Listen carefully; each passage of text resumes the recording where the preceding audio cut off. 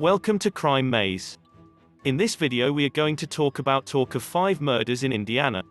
So before starting this video, like this video, and subscribe to Crime Maze for future updates. Number 5. On the night of Friday, November 17, 1978, the Burger Chef killings began in a Burger Chef restaurant in Speedway, Indiana. 4 young employees went missing in what seemed to be a petty cash theft from the restaurant safe. It was a clear case of robbery kidnapping by Saturday morning, and a case of murder by Sunday, when their remains were discovered. While investigators believe they have identified some or all of the culprits, they have been unable to charge those who are still alive due to a lack of physical evidence. 4 employees of the Burger Chef restaurant in Speedway, Indiana, at 5725 Crawfordsville Road, vanished sometime between 11 p.m., closing time, and midnight, 2300 and 2400 Eastern Time, on November 17, 1978, Assistant Manager Jane Freed, 20, Daniel Davis, 16, Mark Flemons, 16, and Ruth Ellen Shelton, 18. The restaurant was vacant, the money safe was open, and the back door was ajar, when a colleague employee stopped over at midnight to see the 4. Next to the open safe, police discovered 2 empty cash bags and an empty roll of adhesive tape. The case was initially dismissed by police, since management reported a loss of only about $581 United States dollars, equal to $2,305 in 2020, from the safe, and there were no obvious signs of a struggle.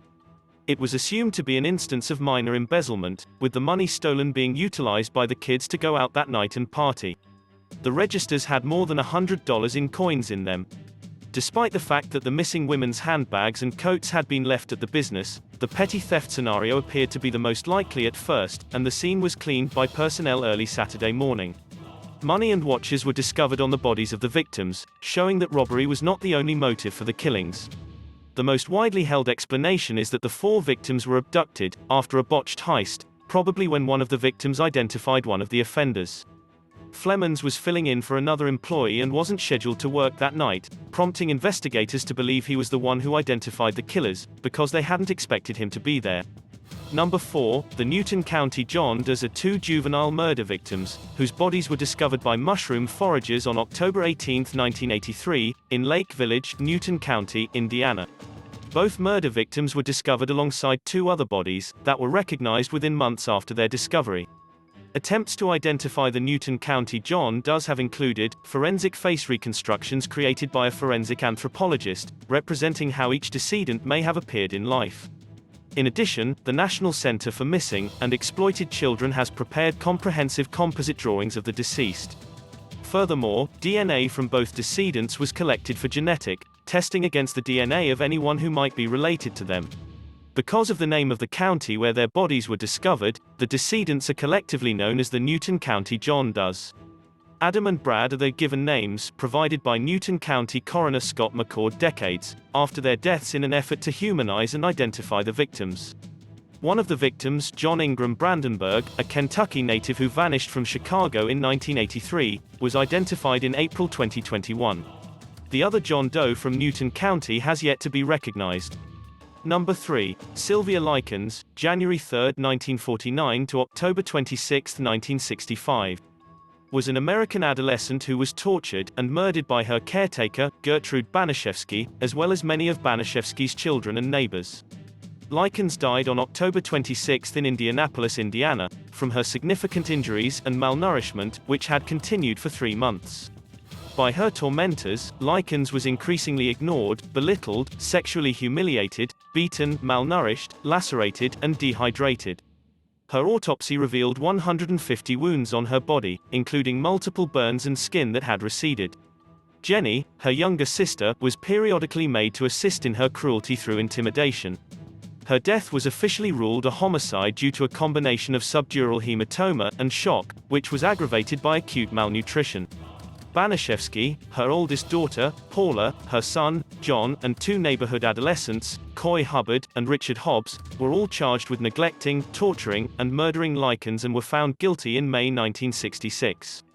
Prior to her death, Likens was subjected to acts of degradation that you wouldn't commit on a dog, according to Deputy Prosecutor Leroy New, who described the case as the most diabolical case to ever come before a court or jury.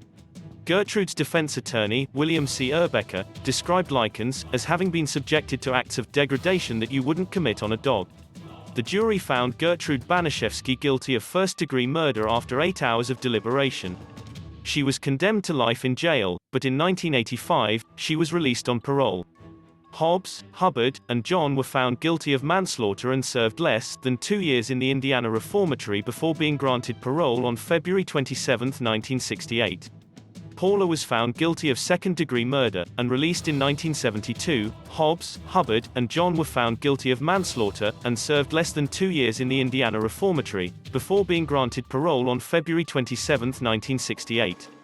Sylvia Likens' torture and death are commonly recognized by Indiana residents as the greatest crime ever perpetrated in their state, and a senior detective with the Indianapolis Police Department called it as the most sadistic case he had ever examined in his 35 years with the department. Number 2. Ruth Pelkey, a 78-year-old American from Gary, Indiana, was murdered on May 14, 1985, by Paula R. Cooper, August 25, 1969 to May 26, 2015, who was 15 at the time. Cooper used a butcher knife to stab Pelkey 33 times before stealing $10 and her car. Cooper was sentenced to death a year later, on July 11, 1986. Cooper's age and sentence sparked outrage around the world, particularly in Europe, prompting Pope John Paul II to rebuke him. Her sentence was reduced to 60 years in jail in 1989. Cooper was released from the Rockville Correctional Facility on June 17, 2013. On May 26, 2015, she died in an apparent suicide. Cooper received his GED while in prison and enrolled in college correspondence classes. 12. Despite the fact that she was sentenced to 60 years in prison, Indiana law requires criminals to serve 1 day of their sentence with good behavior. Bill Pelkey, Pelker's grandson, first supported the death sentence for Cooper, but eventually joined the anti-death penalty movement in 1987. In his 2003 book, Journey of Hope, he wrote about forgiving Cooper. Cooper was freed on June 17, 2013, after serving 26 years, 3 weeks, and 3 days in prison. At the time of her release, she was 43 years old. She was found dead on the 26th of May 2015, little under 2 years later, after an apparent suicide after shooting herself in the head. Number 1. April is a month with a lot. Marie Tinsley was an 8-year-old child from Fort Wayne, Indiana, who was kidnapped, raped, and murdered in 1988. Between 1990 and 2004, her assailant left multiple anonymous messages and letters in the Fort Wayne region, publicly gloating about April's murder and threatening to kill again. In July 2018, the Fort Wayne Police Department used forensic genealogy to identify April's killer as John Miller. Miller was found guilty of child molestation, rape, and murder on December 21 and sentenced to 80 years in prison. The Fort Wayne Police Department and the Federal Bureau of Investigation investigated her case, which was featured on the television shows America's Most Wanted, Crime Watch Daily, and Investigation Discovery. Cece Moore of Parabon Nanolabs used genetic genealogy to locate 2 brothers, one of whom must be the culprit, in an episode of The Genetic Detective, S01E04, The Deadly Playdate, June 16, 2020. The brothers were then pursued by the Fort Wayne Police Department, until they were able to gather their discarded DNA, which showed that John Dale Miller was the murderer. Construction on April's Garden, a memorial devoted to April's memory, began in April 2015 in Fort Wayne's Hoagland-Masterson area. In honor of April, a memorial walk began in this garden on July 28, 2018. On April 4, 2018, April Tinsley's mother organized a balloon launch at April's Garden. This memorial event was held in honor of her daughter, and other children who had been victims of abuse. A pink magnolia tree and a seat were solemnly dedicated to April's memory the next day at Fairfield Elementary School. A candlelight vigil was held after the dedication. The National Association of Police Organizations, NAPO, awarded 9 investigators the National Policing Award in May 2019 for their effort in securing the arrest and conviction of April's murderer. This prize was given in honor of their diligent, coordinated efforts over a 30-year period to bring April's murderer to justice.